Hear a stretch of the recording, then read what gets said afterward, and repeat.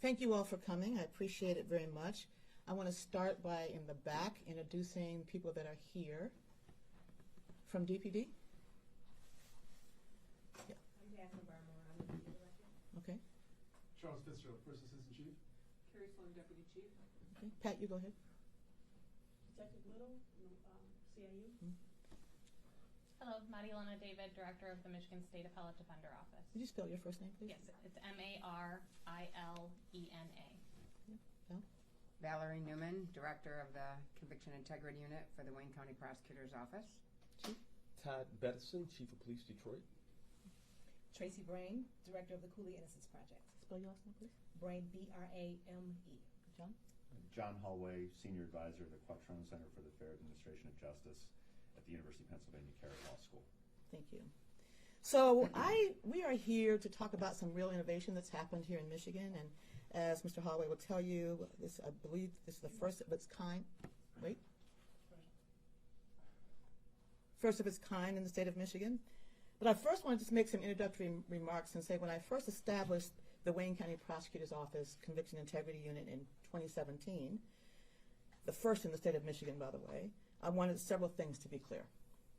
That no prosecutor's office should be afraid to look in earnest at its previous cases, that this was not going to be a unit in name only, and I think that was proven when I hired Valerie Newman, who this is, I want to say, her life's work almost, doing this type of work, and that we were going to be serious about this work.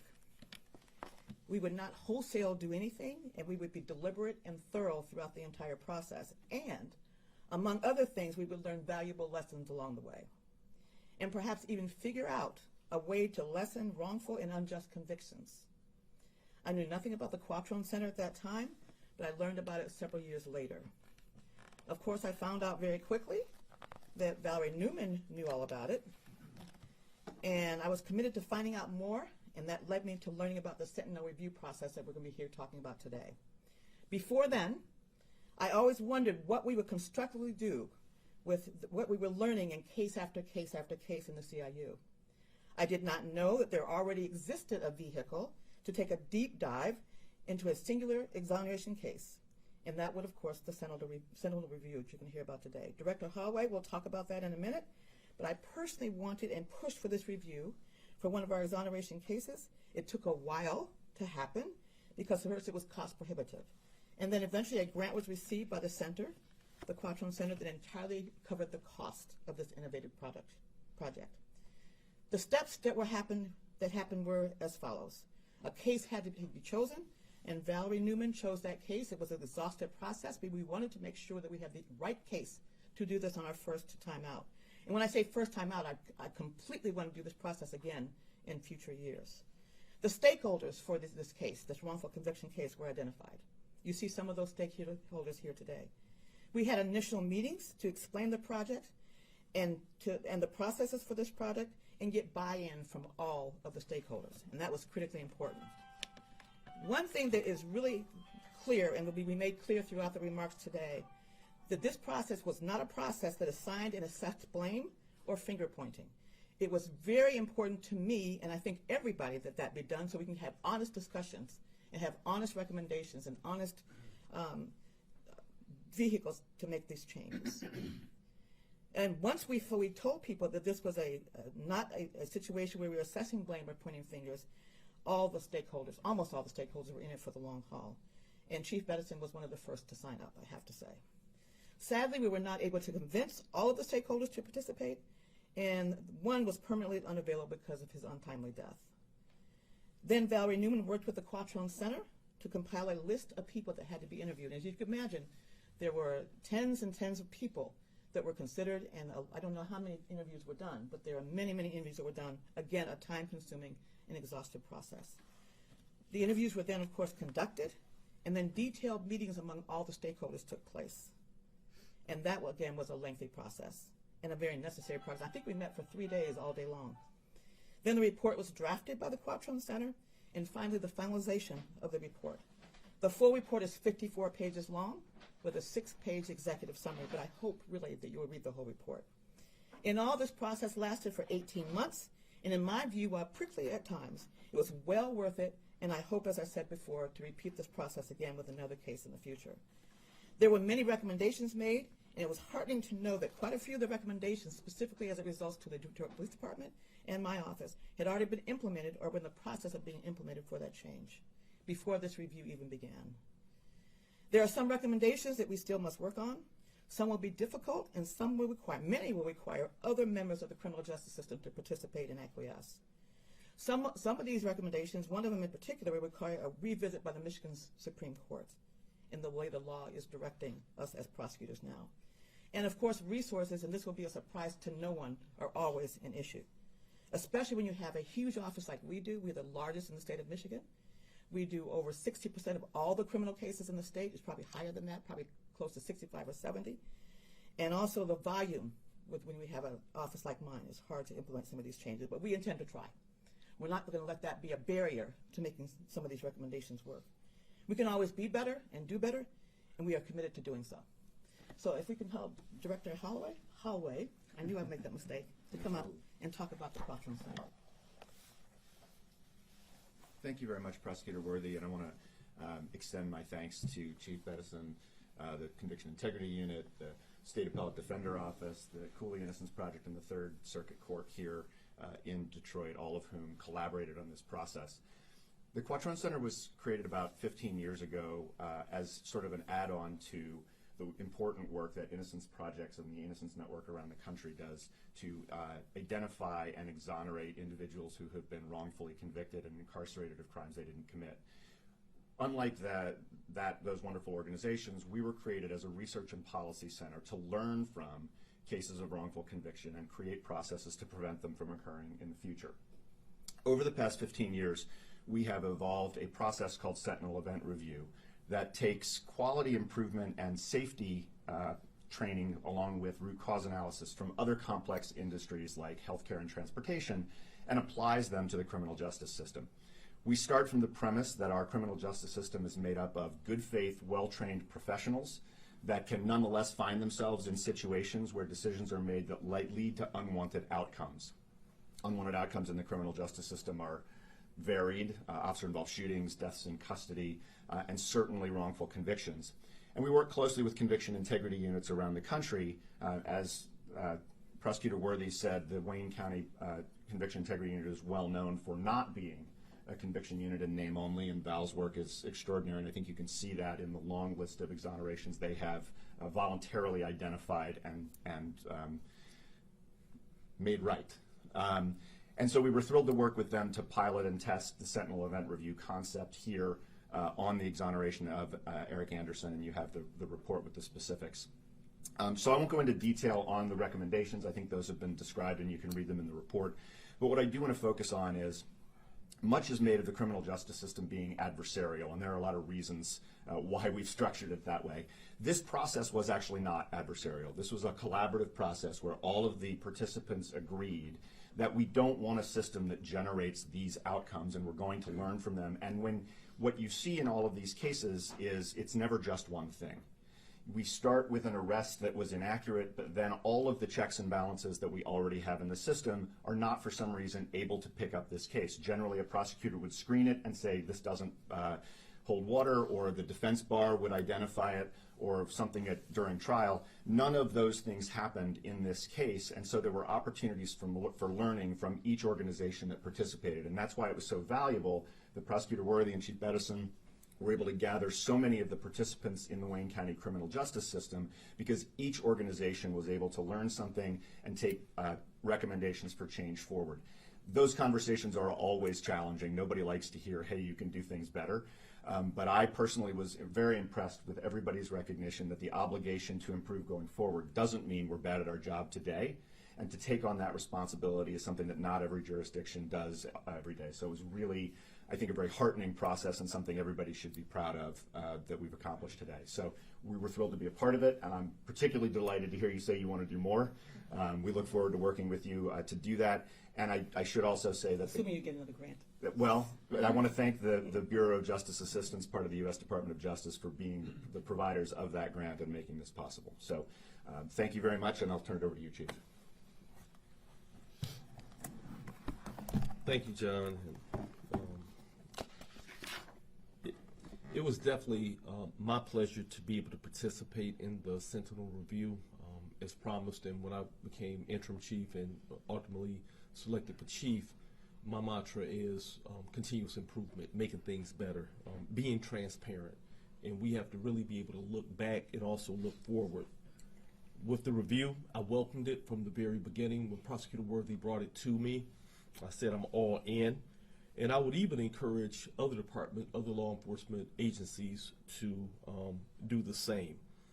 I know that we'll be able to continuously improve and implement things, but we've already implemented many things. And just from 2010, when this incident occurred, to where we are today in 2025, a lot of things have changed, especially when it comes to technology.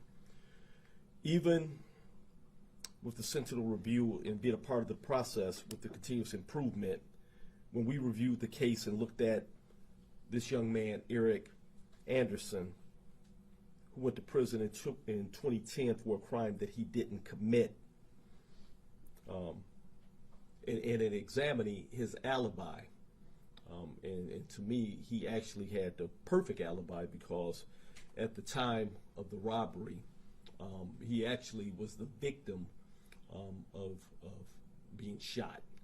And so when you look at being able to corroborate an alibi and you look at what we have today, I'm confident and know for a fact that in 2025, it wouldn't have happened. And so as we look towards the things from the review, with the Sentinel review, John, we at the Detroit Police Department, our detectives, our investigators, all of us, as we've invested in things such as license plate readers, as we've invested in our Greenlight, Project Greenlight, where we have excellent video, where you can see in high quality HD exactly who it is no dispute about that. But in 2010, if you all remember, when you used to get the surveillance video, whether it was from a Coney Island or a gas station, if it was my own mother, it would be very, very difficult because it was so grainy to point anybody out. And so with that being said, I welcome more of these type of cases, because the last thing that we want to occur is not get it right and have an innocent person spend any amount of time in jail. So for Mr. Anderson, that's 10 years he'll never get back. But my commitment, working with my partners here, is to ensure that nobody else has to go through that. Thank you. Thank you. Val Newman?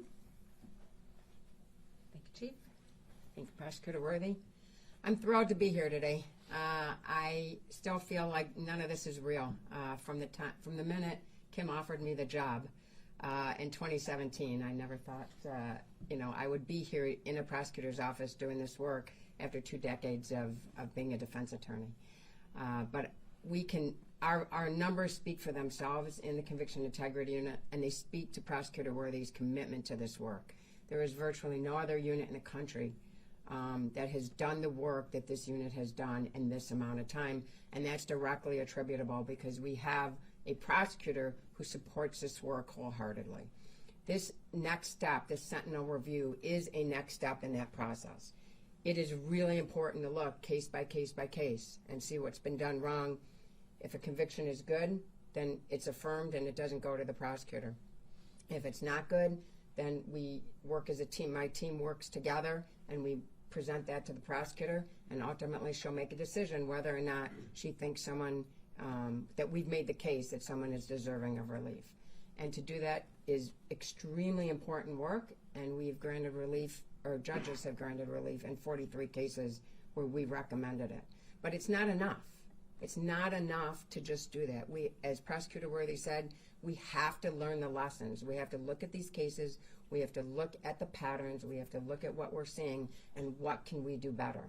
Not just what can prosecutors do better, not just what police can do better, but what can all of us do better? How can we come together as a group and say, nobody becomes a police officer to put an innocent person in prison. Nobody becomes a prosecutor to put an innocent person in prison. It's not why people do these jobs. But these mistakes happen, these things happen, and we need to do everything in our power to figure out what processes we can put in place so that they don't continue to happen. And so the fact that this is a collaborative process is important. I think even more important is the collaboration was done by people doing the work. This is not just people at the top saying, oh, I think this is how things could be done better, by people 10 steps below me. This was the people doing the work, saying every single recommendation that is in this report, we can implement, and we will find a way to work towards implementing it. And that's what makes this process so important for everyone to understand and know about, is that there's a commitment here, a strong commitment from all the parties to make the changes, to make this process better, and to continue this work of systemic improvement in addition to the work that we're doing on a case-by-case basis. Thank you. We're going to take some questions in a few minutes, but I honestly do not think, and I really believe this, that there are many places in our great state of Michigan where we can have this collaboration of folks that we're willing to do this work. If you think about how people are across the state, to have a CIU in the first place, and I think we still only have 4 in the entire state. For others. 4 others in the entire state. But have a police department that didn't flinch when we asked them to be involved, to have SATO, the State Appellate Defender's Office, be involved, to always the support of the Cooley Law Innocence Project, and the judges that were involved, not the original judge that did this case, but the judges that were involved. And unfortunately, we could not have the involvement. We would have loved to have the involvement of the defense attorney, but again, he did pass away before this review. So again, I'm very, very proud of this effort. I know there will be some that will criticize, but the key thing is, there are 2 key takeaways, I think. Number 1, we're not afraid to take these critical views. And number 2, when you have a blameless environment, it causes everyone to come to the table with open minds and open hearts, willing to do the work. And that's what happened in this case. So any questions? Question for Val. How many people have been released by the Wayne County CFPU, and how does this study, what is your takeaway from this study as you examine all the great work you guys have been doing? So released is hard to say, Simon, because some people were serving time on other crimes. So I say 43 people were granted relief from their convictions. Most of those people were released from prison as a result of the grant of relief, and most of those people were serving mandatory life sentences. So it's a significant number and a significant amount of relief. And in terms of the changes that we're making, a lot of these changes, as Prosecutor Worthy said, we have been identifying patterns and ways for improvement. So we have had some continuous improvement. The difference here is all the parties coming together and finding out how we can all work together to make the system better. Quick question, Sandra from the Detroit Free Press. What are those lessons that you guys are learning? What are the patterns that you have noticed? 43 is not a insignificant number. So what were those patterns that led to these? I think it's safe for me to say that we have problems with informants in the jail. We've had a few issues with the science and the data that was in existence at the time. We've had a few other police integrity issues, and again, not just Detroit, we're talking about the whole county of Wayne. And the integrity issues were not from Detroit at this particular time, the ones that I'm thinking of. And so we've had generalized patterns like that. We are looking now at some individual officers whose names have appeared in these cases more often than others. That's a really hard process, and it's going to be a long time before we get to the meat of all that. It's a lot of, I don't think people, I want people to understand that this is backbreaking, hard, investigative work every day. And they have to go through boxes of material and do all kinds of, get records from MDOC and many other places. It's not just something you can look at and blink and say. They do a very thorough work, and I demand it. And I take them through the paces when they bring something to me. And most of the time we agree, sometimes we don't. And so it's hard work, and I intellectually I understand why people may not want to do it. But I don't understand any office across this country that's a prosecutor's office, DA's office, who turned a blind eye to their previous work, even if they weren't the one at the helm at that time. It doesn't matter. You have to be willing to look at it. And we have a big backlog, and so we have a lot of cases that we still have to look at. But this team, the CIU team, works tirelessly. And I think Val works probably 24/7. But her team is also just as committed. as am I. And what were some of those recommendations from this review that you guys intend to implement? I'll talk about two. One of the recommendations that I was pleased to say that we have, since 2010, changed. We did not have a digital system. And I have been talking about and yelling about digital systems since 2005. We were not able to directly coordinate everything, and now we can. And I would like our digital system to go a whole lot further than it is now. I'd like to even identify trends in our charging processes that we can't yet do, but we're working there. So that was one. There is one that is particularly disturbing to me in terms of our Supreme Court is trying to walk us back from looking at cases as carefully as we do. And by that I mean they don't want us to do any kind of investigating. We're not investigating. We are not going out arresting people. That's for law enforcement to do. But we are, when we're looking at cases and we make a determination from looking at, take a thorough look at a case, that we may not have the right person, so we don't even charge them in the first place. So they want us to kind of back up from that. So I'm going to have some discussions with our higher courts as well to make this work. Other ones, we need to have better collaborations with our judges. And as well-intentioned as they are, there are some processes that they go by and some timelines that are just untenable when it comes to really wanting to look at these cases. I'm never going to have a staff of 600 people or 700 people like some DA's offices do across the country. That would be lovely, and that would mean we can take more care and even more attention to each and every case. But we don't have that luxury here. But I do have to say, that Warren Evans and the CEO and the commissioners have given me over the last few years many, many more resources than I had before. They are allowing me to do things like, bonuses to retain people. When I started in the prosecutor's office, probably 75–80% of the people there, the prosecutors there, had probably 25 years plus experience. And that's just not the case anymore. So we have to be able to recruit, retain, and attract experienced talent. So those are some of the recommendations that were talked about. But we have a lot more work to do. And some recommendations we haven't touched yet, but we are trying to get there, and we will get there. Do you have to release the names of the officers who are, that keep, recruiting I never, and I never talk about investigations that are in progress. That, to me, is compromising, another way to compromise an investigation. And so we're ready to release it, and we will. John Hewitt from WWJ. I'd like to follow up on that realm, though, and I ask this question with respect.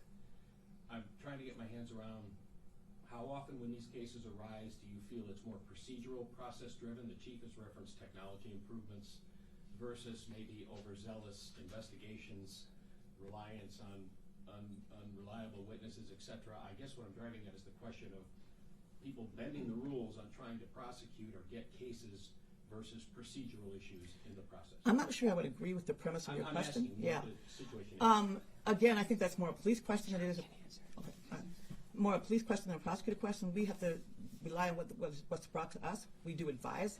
Our canons of ethics say we must advise the police. And so then we also, of course, we try to look at cases very carefully and determine if they're cases we can charge. But I think John is probably the best person to answer that question. To be clear, I'm asking what you found, if as best you can paraphrase what we're seeing. I have no idea where it lies. Yeah, so I think, first of all, this was a review of a single case. This was not a review of many cases. We were talking about trends and things. That's not what this process was. This process, we looked at a single unwanted outcome, a single exoneration, and we worked backwards to find the contributing factors and then to design recommendations that are tailored to those contributing factors. In this case, we didn't find anything overzealous. We didn't find any misconduct. We've done these reviews. I'm from Philadelphia. We've got our set of police that are under similar investigation as well. This has happened in some other cities, Chicago. That's all in the papers. So I understand the question that you're asking, right? What we find when we do these reviews is, first of all, that we find much less intentional misconduct than one might think in these cases. When we do, the process can still incorporate that. A blame-free process doesn't mean no accountability.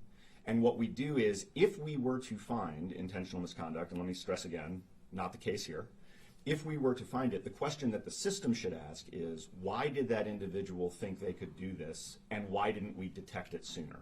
So the system kind of holes that we try to tighten up are about deterrence and detection of that intentional misconduct. And so the process can work with that happening, but this case didn't find any, and it was not a systemic review of all cases. It was a review of the Eric Anderson case. Thank you. And just to be clear, we are still looking at some.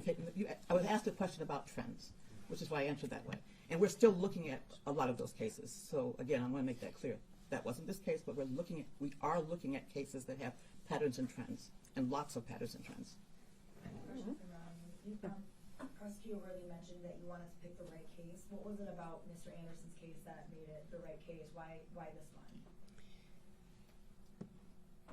Well, it's in our world, in the CIU world, it's a relatively recent case. I mean, the first case we did was Richard Phillips. He'd been in for over 50 years. So if we pick a case that's at this point over 50 years old, I don't think you can learn something from every case, but obviously things have changed drastically. Most people are not going to be alive to interview them. So we wanted to pick something with some recency to it. The other thing that we were looking for from a case was something that was easily, for our first Sentinel review, easily digestible. It's a pretty simple case. It's a shooting. He had an alibi. Could it be corroborated? You know, there was a lot for us to look at in terms of all the different things that were involved with the case. And so, in every case, there's a lot of things at play, but the primary issue in this case was identification. So it was also a case where it was right for us to say, we know we can come out of this process with recommendations for everybody to make the system better. We know that misidentification is a driver of wrongful convictions. It's one of the main causes of wrongful convictions. And so those were the primary reasons for choosing this case. Kara Bird with the Detroit News. Are we going to be able to get a copy of this report? It was sent to you during the press. Oh, perfect. You should have it. And was there anyone who refused to be involved in this process? Yes, but I'm not going to name names. Can you say where they were from, like prosecutor's office, police? I am not going to say. But you're reporters. Just one more thing. If Eric Anderson were here now in this room, what would you want to say to him having done all of this? Well, Eric was involved in the process, so I don't want anyone to think because he's not here today that he was not involved in the process. He was John. Whoops, where's John? John and his team interviewed Eric as part of this process. I've talked with Eric about this. He knows that this press conference is going on. He has a copy of the report, and I think what he would say is, "Thank you for taking my case and using it to make the system better." Does Jeff have anything to add to that? No. Okay. All right. Anything else? You have the report. Please read it. It's good reading. I think that you will understand why we are all so passionate about this process, about we want it to continue, we want to do better, we want to be better, and we don't want to see anyone that has not committed a crime even do 1 day in prison. And this is, for me, a pathway to hopefully making sure, or trying to make sure, I can't have absolutes, that this doesn't happen again. I just have one last question, if I may. Beyond Wayne County, whoever wants to answer, is there any type of metrics as to a guesstimate as to how many cases this would apply to? Meaning, you mentioned 47 exonerations, I believe, right? 43 out of Michigan, out of Wayne County. They're not all exonerations. The 43 cases where we granted relief, not all exonerations. Thank you. Against how many cases prosecuted? Yeah. And again, I'm looking beyond Wayne County on this, but trying to get my arms around how often this happens, and maybe it's a difficult question to get your arms around. Probably John's the best person to field that. So we actually have looked at this. There are 4,000 confirmed exonerations, roughly. There's a website called the National Registry of Exonerations, actually run at the University of Michigan, that catalogs exonerations. It's kind of hard to know how many people are in prison now for something they didn't do, so we can't kind of prove that. The database of capital punishment exonerees is actually large enough to allow for statistical sampling, which is itself a fairly disturbing fact. And the data, you can slice and dice that a couple different ways, and you keep coming up with an error rate of 4% in capital cases. So the likelihood is that 1 in every 25 people on death rows across the United States right now is innocent, but we don't know which individuals those are. That would be about 90 people just on death rows alone. It's likely that we make errors in other cases that aren't quite as severe as capital punishment cases, and that their error rate is greater, but if we were to be conservative about it, a 2% error rate would be something that you could use as kind of back of the envelope for how often these things happen, and that's in a variety of felonies and misdemeanors kind of across the board. Thank you. All right. Thank you all for coming.